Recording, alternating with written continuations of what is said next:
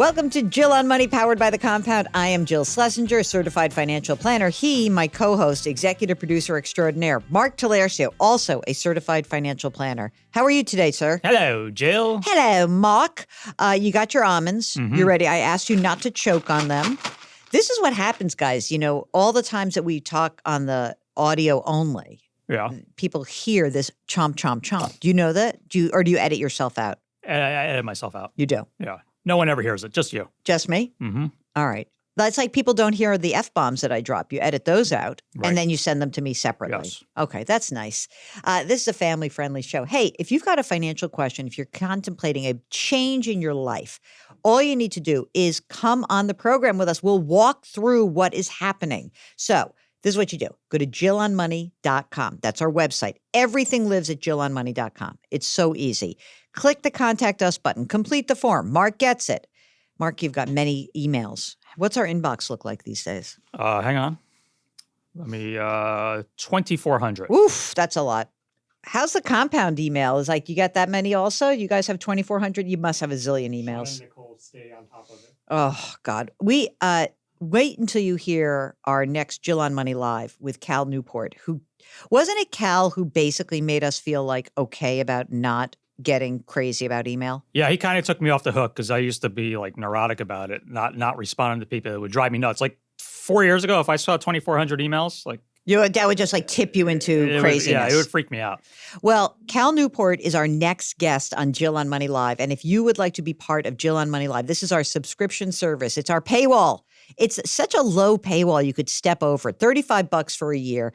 But in March, we will be joined by Cal Newport. Would you say, I would call him like author, productivity expert, attention expert. He was the one who said to me, do not open, to be clear, do not have your email open.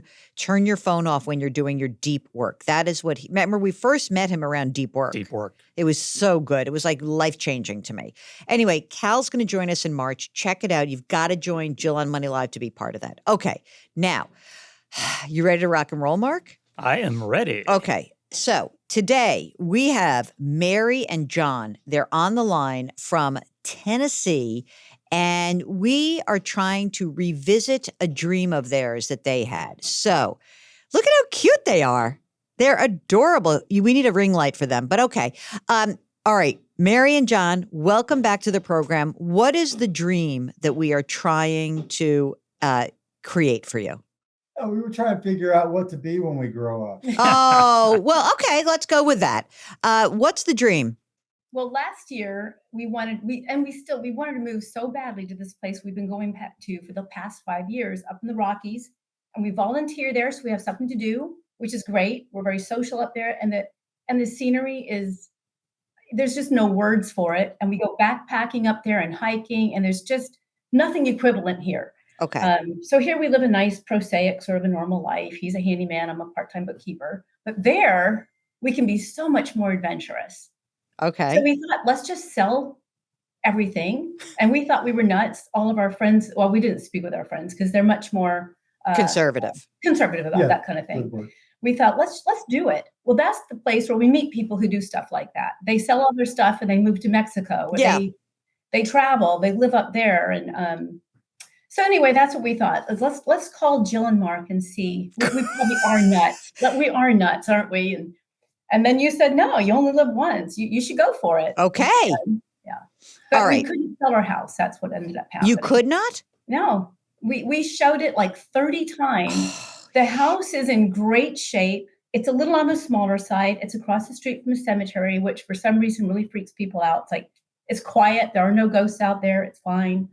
But yeah, we had it in the market for 3 months, or for 2 months rather, was staged, and it just, and it didn't sell. Well, then it was priced too high, I guess. What did you end up, when you pulled it from the market, what was the listing for the house? We started at $525. She insisted we should start that high. Dumb. If we want to live in, quote, this neighborhood, although our house has some quirks, you walk into the kitchen from the front door. It's turned around the other way. It's on a cul-de-sac, so it's backwards. Yeah, it's backwards. So we got used to it. It's no big deal. But a lot of people thought, oh, I don't like this. How can I welcome my guests into my kitchen? Well, we've been doing that for the past 7 years with no problem. But It's okay. I got it. Try not to take it personally, but that was. I love Mary right now. She's like, I got it. They're idiots, morons. This is called a railroad flat in New York City. Yeah, by right, the way, exactly. right? Okay, so you put it on for $525. You lowered it. When you took it off, what was the list price? Was it like $515? That's it? Yeah. Nobody ever complained about the price. It was always the size. Baloney. Too small. Baloney. And no one offered anything lower? No bid. No one. Not one no bid. So that's why it was very confusing to us. We thought, well, I don't know what we can do. We've done as much as we can without fixing things that we can't. Okay. We can't turn it all around. Yeah. Right. So is there a mortgage on this property? No. All right. Remind us about some more details for your life. Okay. So you guys, you are handyman and part-time bookkeeper. Total income for you guys, how much? Well, probably around 80,000 a year. Okay. And there is no mortgage on the house. And how old are you guys? I just turned 65 Medicare. Yay. And he's turning 65 later. So we're both basically almost 65. 65. Okay. What about, let's talk about the money that you have saved. What do you have squirreled away? Oh my gosh, I don't have that written down, but it's That's around right. about $1.2 million roughly. Okay. Between retirement and non-retirement accounts? Yes, Okay. exactly. All right, good. And If we look at what it would cost to go to the Rockies, okay, what are we talking about either in terms of rent or what you could afford to buy? we did not look closely at buying because we thought we would just stay there for like 9 months. But I did talk to a young woman who rented an apartment in a nearby town, and she was renting a 1-bedroom for about $1,800. It was furnished through something called one of those sites. It's not Airbnb, but it's something kind of like that. Okay. So like $2,000 a month you could rent and you think you could be okay? Or is that big enough for you guys, a 1-bedroom or not? We lived in that little teeny place for 3 months. Okay. Okay. So but yeah, we could probably like a 2-bedroom because it's with our gear, it's not that we have a ton of gear, but we have a lot of dehydrated, the backpacking gear takes up a lot of space. Have you explored trying to rent your place in, your current home?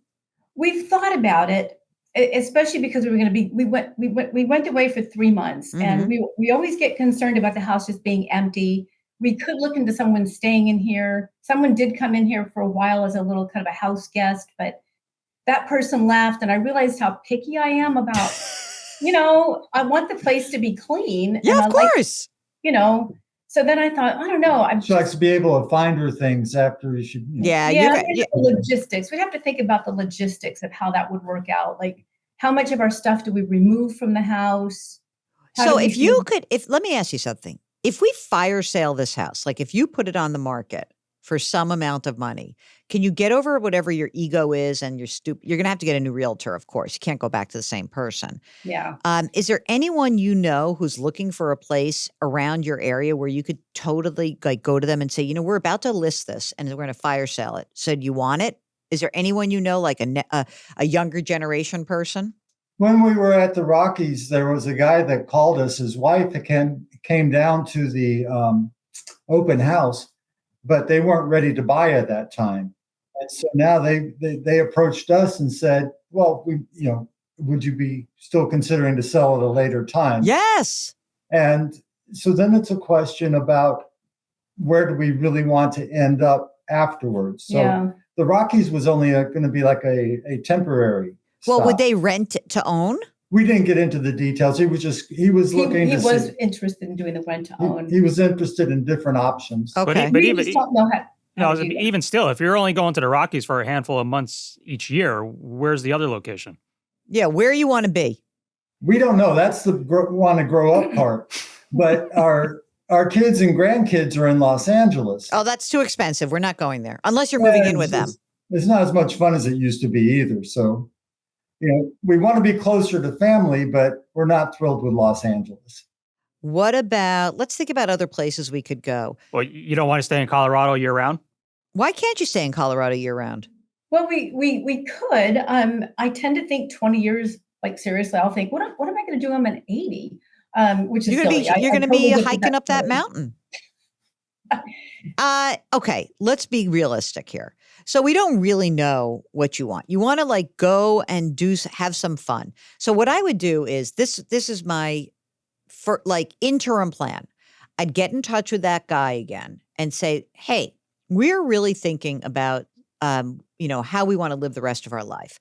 And at the very least, we're very interested in you guys. Would you like to rent this place for a year? I mean, a full year, so you don't get to go back. This way, you put your stuff away, and now you'll be able to find it when you get back. And I think you should try to rent it for a year and see what it feels like to be in Colorado for 6 or 8 months, and then you go and rent someplace. It could be California, but it could not be. It could be like, you know what we're going to do?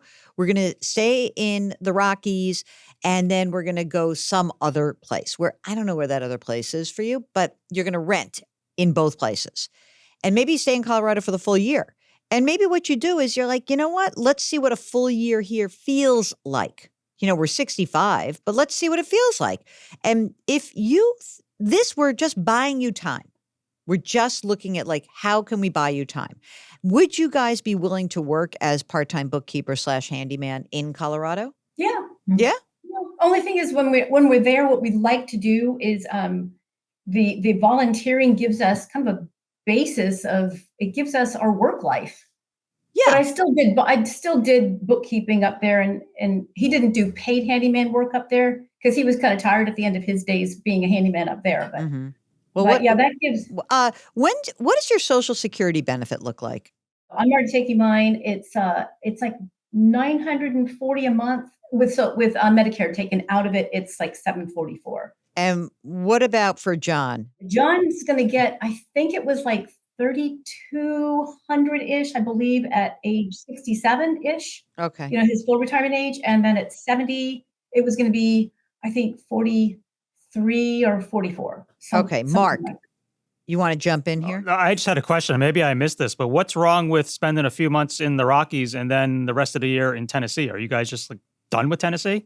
No, especially when we kept thinking, well, where else is there that's going to be okay for us? We thought we like our house very much. It's a nice, safe neighborhood, a lot of kids in it. I don't particularly love that part because there's so many kids, but the kids are nice. They're nice kids. I don't want to be a Mr. Wilson grump, So we do like it. And I think out of all the places there are, it makes sense for us to be here. We can afford it. It's pleasant. We've got some really great friends here. Yeah. So all right. So why are we making, what are we doing here? Right, why are we making your lives so crazy? Mark, here's what I think. I think you're absolutely right. So I thought that the whole goal was like, we really love the Rockies. We want to be there full time. That's not the case. Great question. Excellent. So I agree with Mark then. So let's rent the house out. I think it would be fun, by the way, while you are 65 and young and can do whatever you want, then I would try to rent it out for a year and just hang out in the Rockies for a year and see what that feels like. Then see if these people want to rent long term. Otherwise, leave the house empty, go rent for a few months, and you're going to have to work a little bit longer. That's the deal, to maintain both of them, right? But I do think renting would give you a lot more of flexibility in terms of going there and renting and having some fun and kind of not looking back. I don't think I would sell the property in Tennessee. There's too many unanswered questions. And it sounds like they kind of like, they like it. In some ways they like it. And maybe that's where they want to spend part of the year. Or especially if you like the house. And in terms of Colorado, if you want to rent and $3,000 a month to get a place that you'd like, then you can do that. Can you, and then even if you just got a little bit of money for rental from Tennessee, then you are defraying your costs, right? You really, you're making $80,000 a year now, but if you have a little bit of money coming in from the rental, maybe you don't have to make 80, maybe you'd make 60. Or you just leave the house empty and you go to the Rocky Mountains for a few months out of each year. You continue making money and you have a place to come home to. Right. Either way. And you know where your stuff is. Right. Well, the stuff. That's a good point. It's the stuff. That's a good point. We do have a really wonderfully responsible man who comes in. He came in and checked it out after our house guest moved out last year and said, he said that basically she left everything. She left just one day. But he cleaned it all up for us. And I thought, I don't want to face that when I come home. So I'm thinking, maybe we won't have any house guests either. No. I think you can have people, and I think you could rent, but I think that there's a finite number of options. This is the problem, because when we have conversations like this, there's only so many things. There's so many variables. So it's the amount of money you're earning, the amount of money you're spending, right? If you just said I guess that if you had just gotten a $525,000 for the house and you had that money lying around, I don't know what the game plan would have been. It was like, were you going to go back to Tennessee or not? And if you do want to go back there and maybe this is not the right house for you, then you can go do something different. But it sounds like, as you described it to Mark, I think you answered your own question. Maybe keep the house. Go to Colorado, have fun while you're still healthy and can do it. Work a little longer. Delay your Social Security as long as you possibly can. That will help a lot, because obviously you see that big jump from 67 to 70, right? Mm-hmm. And I'm not saying you have to be a handyman, John. You could do something else for the next 5 years. You could, be some other part-time kind of gig. I think that would work. I do. But I think you guys have to really determine what it is. When you say, what do we want to be when we grow up? It's not where do you want to be? It's where do you want to be, not what. Yes. And I think you need a little bit of a taste of things. But if you really are thinking about being closer to your kids and your grandkids, California's a terrible state for retirement because of the high taxes. That said, who cares? Like, if that's where you want to be, that's where you should be. And we can figure out, we can work around it. But I think you guys have to do a little soul searching. This is not Jill on money. This is Jill on life. Right, Mark? Great money reset. Yeah, it is a great money reset. But, look, I think you're like, you love the Rockies. Go to the Rockies. Come back to Tennessee. Let's see how it goes. But I do think renting the house, you're anti-renting the house. I think she should rent the house out. Yeah, I probably would, but I can tell it doesn't really jive with her personality. She doesn't want to deal with that. She wants the place to be like as they left it when they come home. So I would keep Tennessee the home base. Go to the Rocky Mountains for a few months each year. That's what I would do. Rocky Mountain High, Colorado. Where in the Rocky Mountains? Which Rocky Mountain? Which part? It is, where the Rocky Mountain National Park is. Yes. There's Estes Park. That's the east side. Well, we always stay on the west side. Okay. Should I name the place? Why not? We stay at Snow Mountain Ranch. It's just outside of it's between Granby and Winter Park. Okay. I love Winter Park. So did you love it? No, this is our 5th year going back. Yeah. Unbelievable. So keep doing it. Keep doing it and have fun and figure out the money around it. That should be, okay, we want to do that for 3 months. Great, do it. Maybe we want to do it for 4 months. Keep extending it, try it, keep working. You're going to be okay.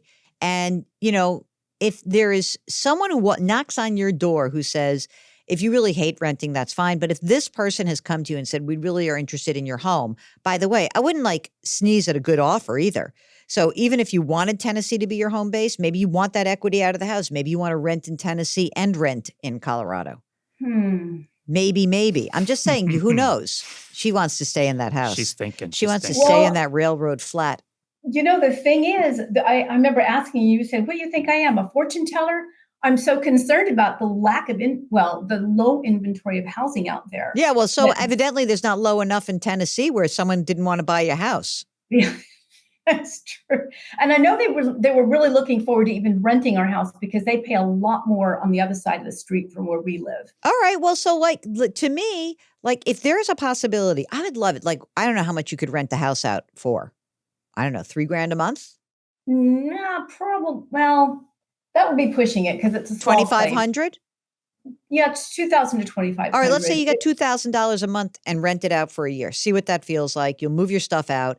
And then, by the way, when you're renting in Colorado, you'll be fine. You spend an extra $1,000. You can do it. You don't have to work as much. Hey, I don't know how much you love bookkeeping. Because that is called, this is passive. One is working, part-time income, and one is passive income. Well, you like Colorado for a few months each year. You think you'd like living there year round? That's what we were wondering about. we were always, last week we had this really deep freeze here. It was 0 degrees sometimes at night and got up to a high of 15. It was actually warmer up in the mountains because I kept checking. But wait a second. What are your ideal best months? Do you like to be there in the summer? Is that your deal? Summer is glorious. It is absolutely perfect. Let me tell you what's not glorious season out there. Spring. Because it's muddy. Oh, exactly. Yeah, that's what they say. They call that mud season. Mud season, yeah. Exactly right. Well, She look. likes fall and spring here, but she doesn't like the cold from winter. So we keep thinking about we should go visit family down in Florida in winter. Yeah, and except then for Colorado in the summer because it's so stinking hot and buggy here. Yeah. Okay. Well, I'm ready to sell this house. Bye. Mark's keeping it. Goodbye. Hit the bid. Hit the bid. Hit the bid. If someone comes in and bids 505, sold. I'm selling it. All right, you guys, you're done. Make sure that you keep us abreast. Send us pictures from Colorado and let us know what you decide. You come back every 2 years and we'll see where you are.